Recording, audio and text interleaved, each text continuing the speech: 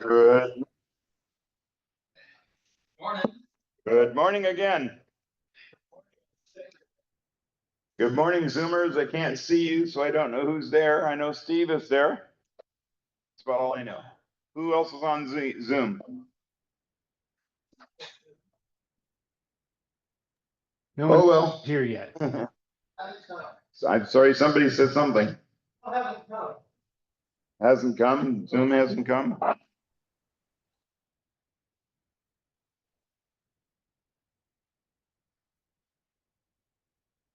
So I don't know if you read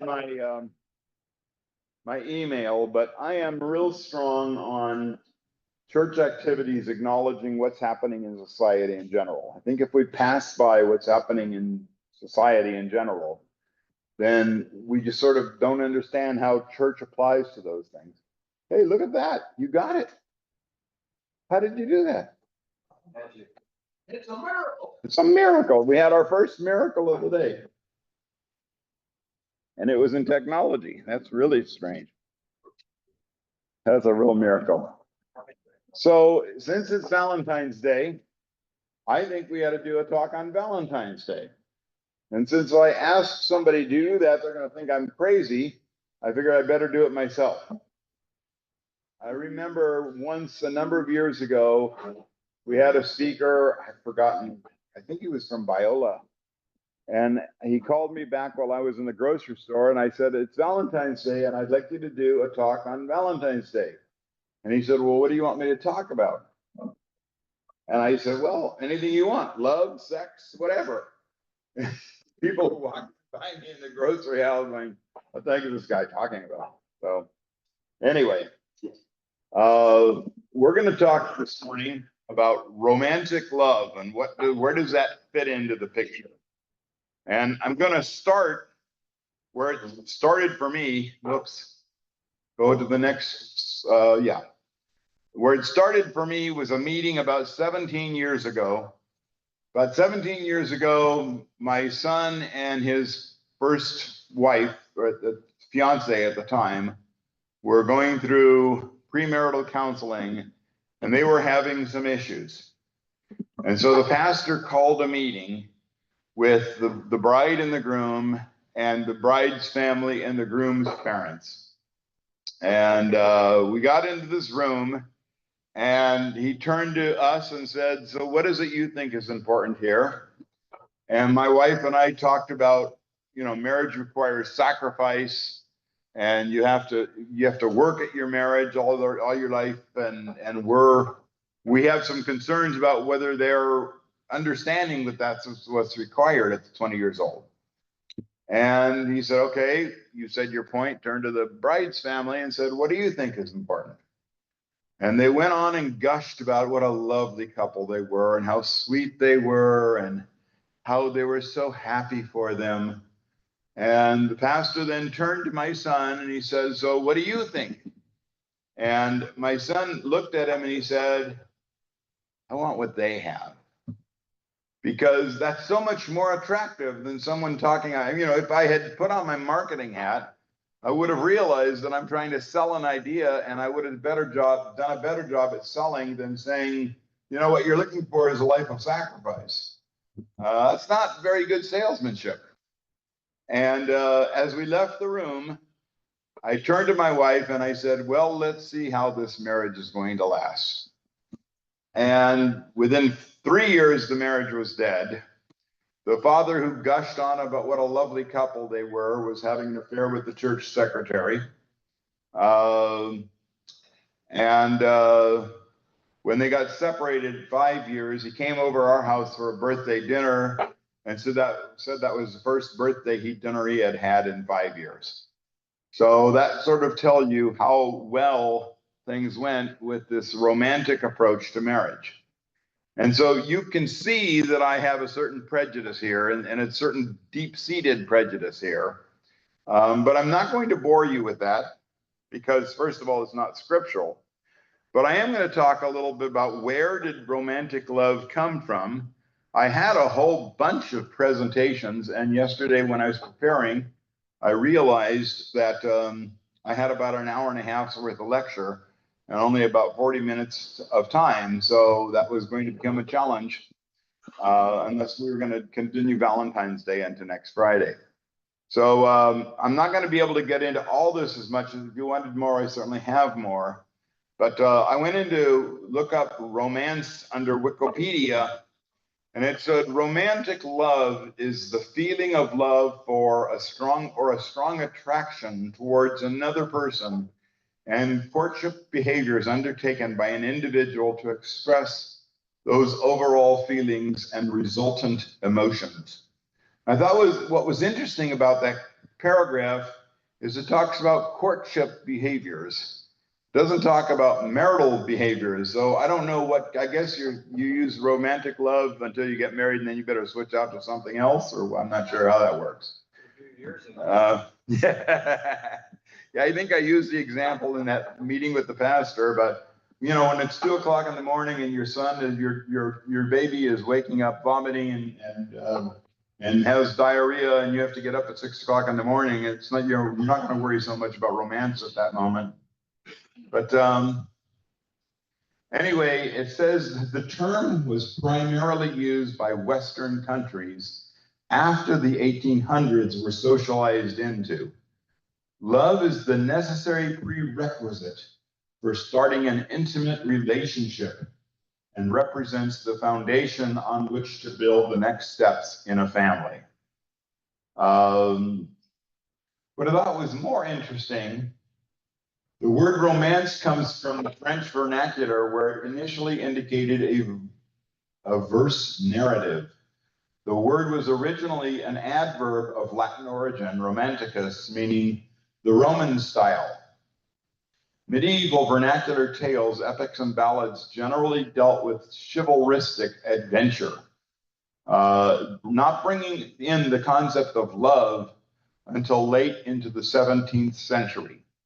The word romance developed other meanings, such as early 19th century Spanish and Italian definitions of adventurous and passionate, which could intimate both a love affair or idealistic quality. But I thought the more interesting phrase, and since I'm short on time, I'm going to go to the one that I thought was most interesting. They get into a bunch of anthropologists talking about different cultures, and they're focusing in the Papua New Guinea area, and romance is there. Let's see. Yeah, this is good enough. Thus, there is nothing roundabout in a Trobian wooing. Trobian is some area down in the islands. Nor do they seek full personal relations with sexual possession only as a consequence. Simply and directly, a meeting is asked for with the avowed intention of sexual gratification. If the invitation is accepted, the satisfaction of the boy's desire eliminates the romantic frame of mind, the craving for unattainable and mysterious. An important point is the pair's community of interests is limited to the sexual relationship only. The couple shares a bed and nothing else. There are no services to be mutually rendered, and they have no obligation to help each other in any way. So I mean, I could go into some length this Wikipedia article, but I will just summarize it by saying the whole concept of romantic love didn't really surface until around the 1700s, 1800s, and it was primarily in a sexual fashion. It was primarily interpreted as sexual in orientation, but they started infusing it with some love concepts in the late 1800s. So I thought that was interesting. So the next question that came to my mind is, next slide. Oh, you're still on the first slide. Go down 2 slides.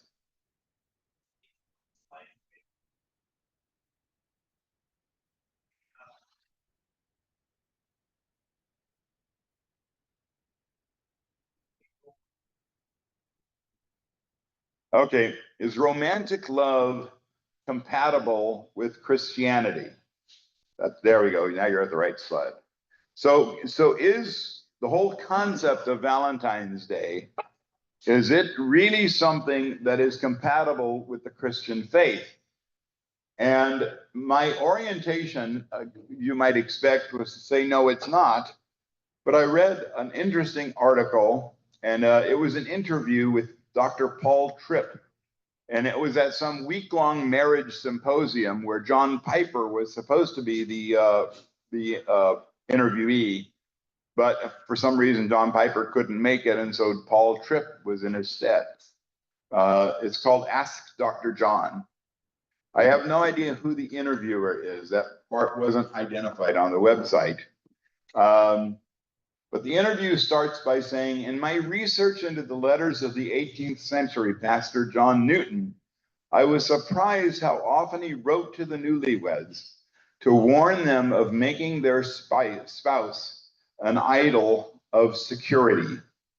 Over and over again, he does this, and I think partly because he experienced it in his own marriage, an incredible love story in itself.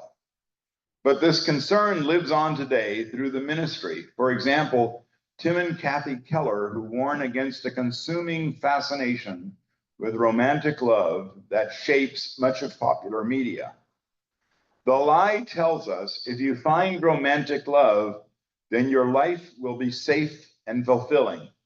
So much so that marriage becomes a type of salvation and romantic love takes on almost redemptive expectation.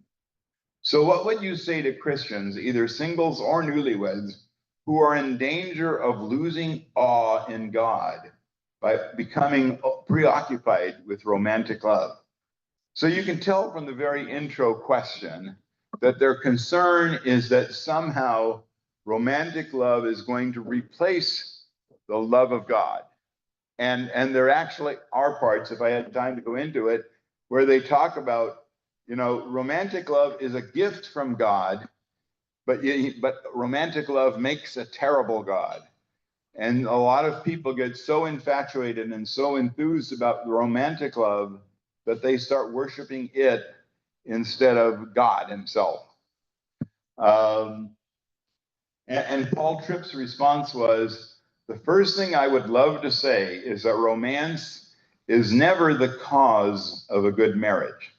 Now, I am by nature a very romantic man. I like romance, but romance is actually the result of a good marriage. If you look to romance to form a good marriage for you, you are going to be freaked out, discouraged, disappointed, and ultimately a hopeless human being. Why? What is the biblical view of marriage? It is a flawed person married to another flawed person in a fallen world. You are encouraged, yet, but with a faithful God. So I am never going to have paradise in my marriage. Paradise is to come. I am never married to a perfect person. The person who will that person will never be my Messiah. The person I am married to has no capacity whatever to change my heart. That person I am married to has no capacity whatsoever to bring satisfaction and contentment to my heart. They have no ability whatsoever to deliver me from my sin. They just have no ability to do any of that. So if you notice, he started off the paragraph saying, I'm a romantic man, but here's how far you can get with romantic love, and it's not something to build your marriage on. So if that's true, and I'm not suggesting because I have one paragraph on here from some guy that I can't identify, you should take that as any sort of gospel truth. But if you assume that's true, what does that say for all the marriages that we're developing in our country, where Valentine's Day is all a focus of little fat Cupid angels with shooting arrows and bows and arrows? What does that say for the integrity of our marriage? And I think the answer lies in our divorce statistics, which is unfortunately, but I think that's where you have to go with that. So I ran across one other document, and that's where I wanted to spend most of my time today. Let me get to it. There we go. 3 love stories. Go to the next slide. Oh, so okay, before I go on to this, I've become like the Grinch who wants to steal Valentine's Day. I want to take it and put it in my sleigh and take all the Valentine's goodies and sleigh them away and go hide them. Next slide. So my question was, are there any love stories in the Bible? Anything in the Bible that tells us what marriage is supposed to be like?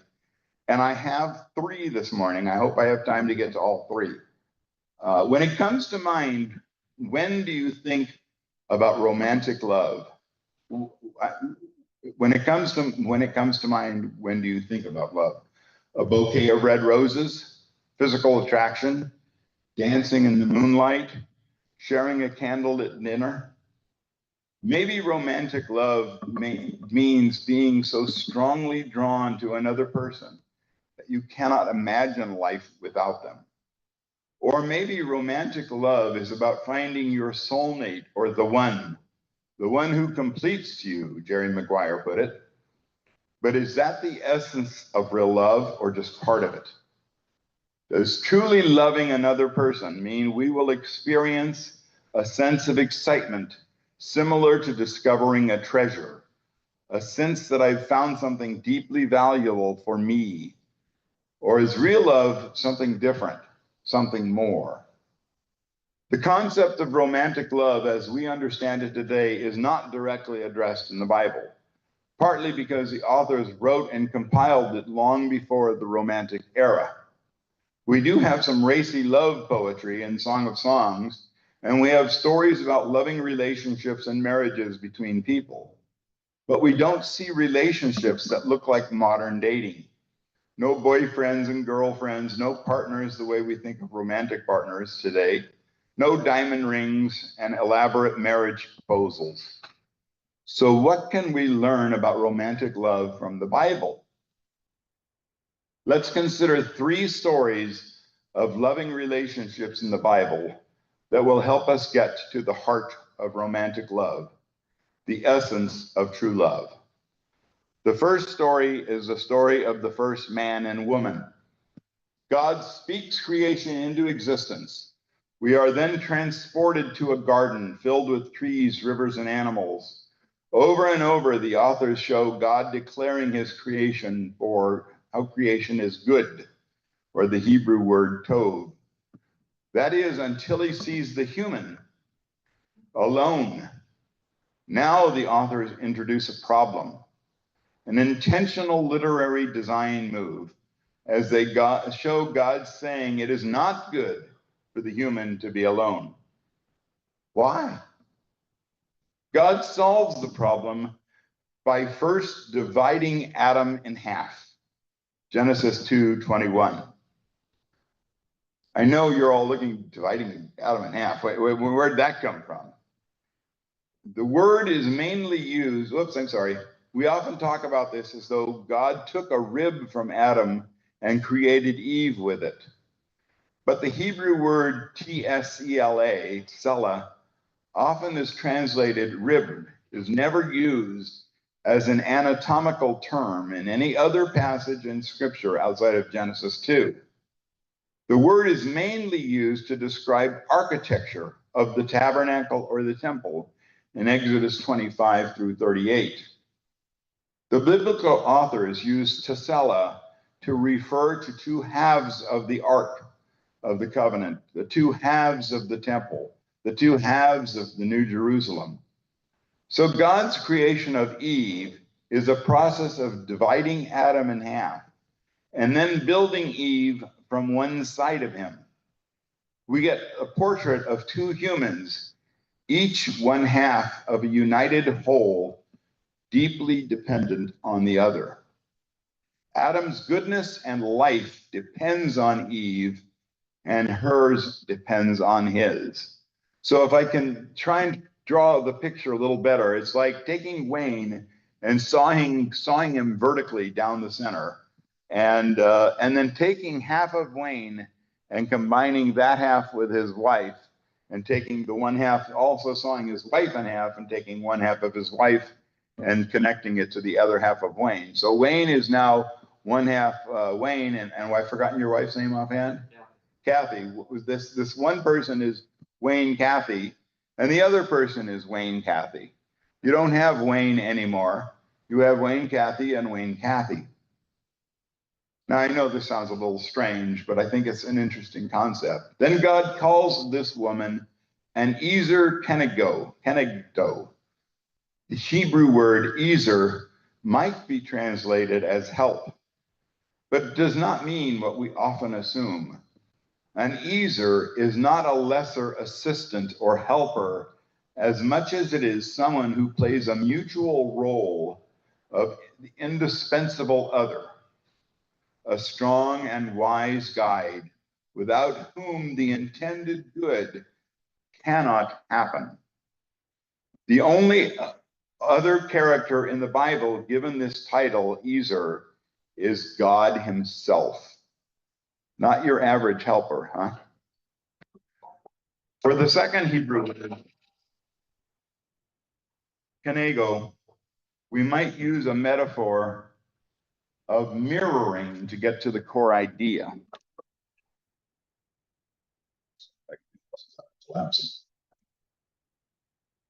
We might, okay, a helpful paraphrase of Genesis 2:18 might be, it is not good for the human to be solitary. I will make one who can deliver him from his inability to fulfill the divine commission alone, one who mirrors him.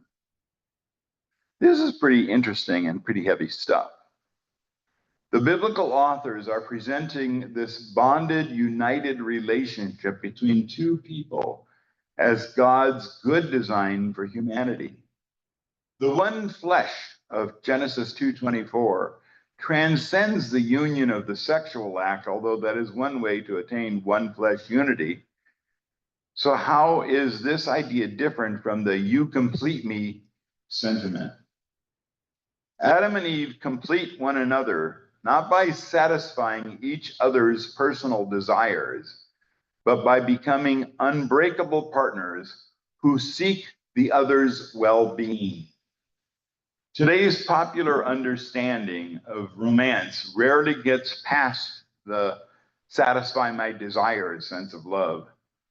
But the authors of Genesis describe this unbreakable partners sense of love as a foundation for human flourishing and tov, the goodness and right functioning of the creature itself. In the final verse of Genesis 2, we discover that the man and the woman were naked and unashamed, an image of pure trust, openness, vulnerability, and safety. When one is genuinely unified with another, there is no need for self-protection or projection or of a false sense. In their most vulnerable state, the man and the woman were at rest. They had nothing to hide, no secrets or lies between them, no power grabs, hierarchies, or abuse. Instead, they had a portrait of love at peace. So the second story I'm going to look at is Ruth's expression of loyal love. Another story, I can't read the clock from here. Can someone tell me what time it is? Oh, okay, that's good. That's good. Thank you. Another story that helps us understand true love comes from the book of Ruth. Some see Ruth as a Hebrew Bible's famous story. A girl gleans in a field, and that gets into gleaning, which we can talk about if you need. Girl gleans in a field. Boy sees girl gleaning. Girl uncovers boy's feet. We'll have to unpack that in a later time. Yeah. Boy marries girl, a baby is born, the end. It's like a Hallmark movie. Yeah, maybe not. What if it's not a modern love story at all? The story begins with an Israelite family in the land of Moab. Naomi and Elimelech have two sons who are married to a Moabite woman. One is named Ruth and the other Orpah. Tragically, Naomi's husband and the two sons die. All Ruth and Orpah have left is their widowed mother-in-law, Naomi, who has nothing to give them. Naomi says she will return to her homeland, Bethlehem, and that Ruth and Orpah should stay in Moab with their own people. That's in Ruth 1:11 through 13. Naomi has nothing more to give Ruth or Orpah that might complete them or satisfy them, and she warns against staying with her because doing so will surely bring more suffering. Orpah agrees with Naomi's logic, but Ruth expresses true love toward Naomi through a profound commitment, saying, "Where you go, I will go. Your people will be my people, and your God will be my God." Ruth promises to stay by Naomi's side and take care of her. As the story unfolds and other people see Ruth's loyalty to Naomi, they call her actions loyal love, or in Hebrew, gehesed. Gehesed is marked by deep feelings of affection shown through acts of generosity and forgiveness, and a commitment to the other's well-being. It is an outward expression of real love. Ruth's gehesed is not conditional, nor is it based on what Naomi can do for her.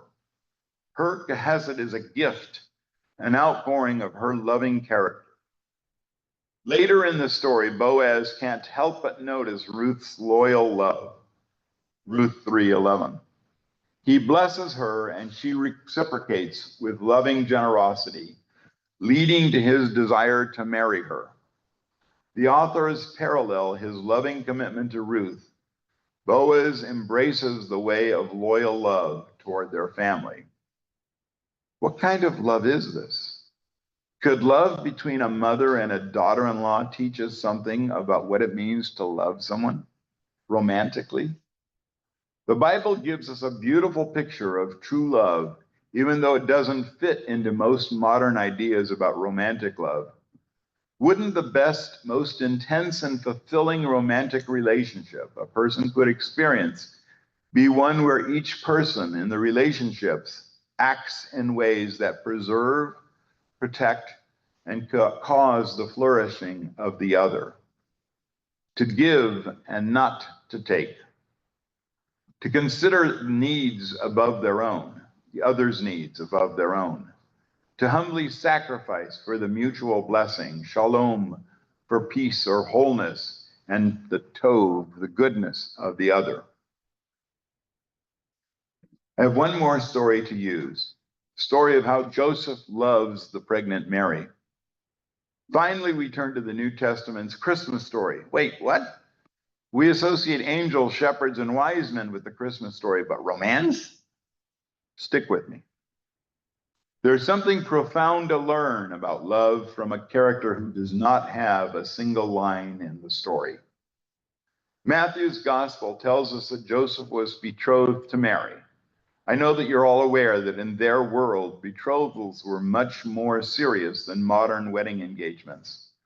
The two were legally bound to one another, though they didn't yet live together or consummate their relationship.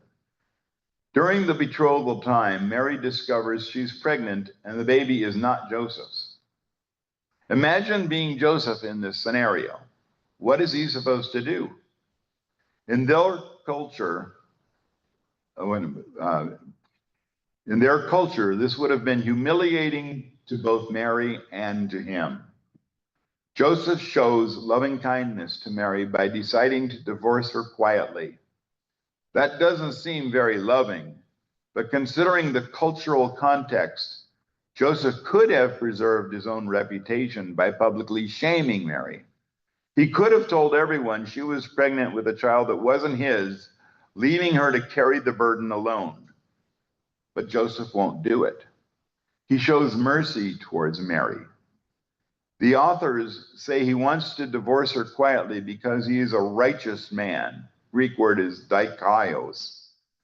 This word in Greek is deeply relational, describing someone doing right by another person and treating others as infinitely valuable creations of God. What could be more loving than treating someone with mutual respect and acknowledging that God built them for honor, blessing, and endless loving kindness? Joseph wishes Mary no harm. He chooses to care for her. Joseph is later awakened by a messenger, an angel, who instructs him not to divorce Mary. For Joseph, a quick and quiet divorce instinctively looked the best for everyone involved. But Joseph chooses to trust the angel and again acts in a way that cares for and blesses or gives life to Mary, a picture of true love. Most of us aren't getting angelic instructions about who to stay romantically involved with. Wouldn't that be nice? But we can still choose to act in love toward others in the way that Joseph did. Are we loving another person because that's what they can do for us, because of what they can do for us? Or are we loving them because they can be built up, cared for, and blessed with life? Are we choosing to do right by the other person regardless of what they can do for us? And this morning I have a quick bonus story. Jesus displays the ultimate example of love. In the Garden of Gethsemane, Jesus is facing, we began this morning with a story about the garden, and we're going to conclude in the garden with one of the greatest examples of real love. In the Garden of Gethsemane, Jesus is facing certain death. He's been betrayed and the killers are closing in. He can stay true to what God has asked him to do, which includes being brutally murdered, or he can break from God's will and fight back with violence or simply run away. And he wrestles with the choice. Father, please remove this cup, this responsibility from me. He pleads, asking his Father in heaven if there is any other way. Like every human, he instinctively wants to survive, but he doesn't operate on instinct alone, saying to the Father, not what I will, but what you will.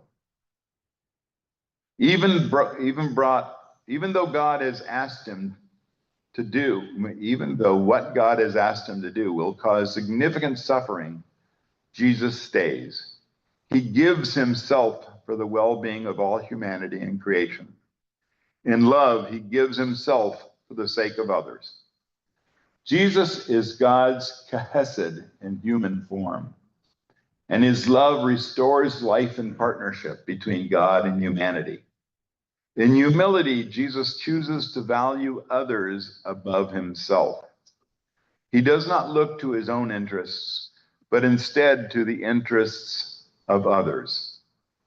This kind of love asks, what is best for the other? How can I best care for and bring life to the other? The Apostle John says, this is how we know what love is. Jesus Christ laid down his life for us. 1 John 3:16. The heart of true love is the willingness to give oneself to another, creating an ecosystem of other-focused, self-giving love. Surely this is the kind of love so many of us are looking for.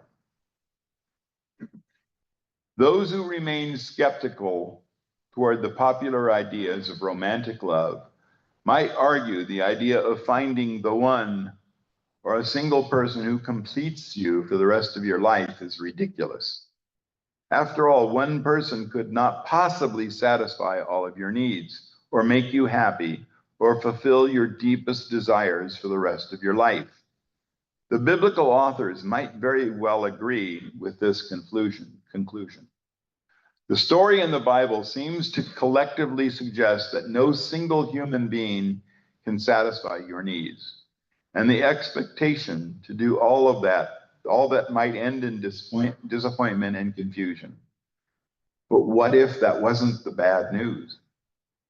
What if that self-focused approach is a trap and it's not truly romantic love we really want. What if the Bible's definition of real love is deeper, more passionate, and more human? What happens when romantic love becomes outwardly expressive? What if love means working alongside one another for the flourishing and the tov of the world? What if it meant doing right by the other person, even though suffering or at the expense of your immediate satisfaction? What if it meant taking actions to preserve and protect the other? What if romantic love was actually not something that you fall into, but something that you choose, something that is as difficult as it is fulfilling? In my weekly email, I use the headings from the lyrics of a Clint Black song. I ran across it about 20 years ago or so, and I would encourage it for you to play it either for yourself or your wife or your kids. It's entitled Something That We Do. And it says that love is not something that we fall into, but something that we do. It focuses on the concept of love being an action word instead of an emotion word. I would play it if we had time, but I'm afraid we don't. Maybe this doesn't sound real. Roses and champagne and long walks on the beach seem much more appealing. Maybe love can start with feelings of attraction and desire. Maybe those initial feelings can expand and deepen when we are putting the other's person above our own, while they are simultaneously doing the same for you. Can you imagine someone seeing you in all of your ordinariness and quirkiness and imperfection and staying committed to you no matter what? And you, all the while, you're doing the same in return, caring, forgiving, blessing, and loving without end. Why don't you flip to the next slide? Eric and I and many of you in this room, Nelson's not here this morning, but Dick and Dale and Harold, and I'm sure there are others, Bobby, many of us have heard the story of Joseph, and we believe that our wives are valuable creations of God, infinitely valuable creations of God. Next slide. In our relationships, romantic and otherwise, may we look to Jesus as his ultimate example of what it means to love one another. What wondrous love is this? To lay down one's life for one's friends. This article was written by Shara Dermalia, and it was on a website that was, it's called the God Project, or the Bible Project, I'm sorry. So last slide. Whoops, slides are gone. What happened to my slides? Okay, last slide. Closing comments. We started off this morning with a conversation with my son David and a pastor in a room. And my son chose this romantic version of love, and it backfired on him big time. Now, I cannot with confidence tell you that David has changed his mind and David now has a different approach or a different attitude. But I can tell you I have observed him exercising self-sacrificial love for his wife and his children, and her exercising self-sacrificial love for him and their children. So there is some hope. And if you can't convince people in one 40-minute talk that romantic love is not the answer, why don't you try turning to those 3 stories and see if that helps you at all? Thank you for your attention this morning.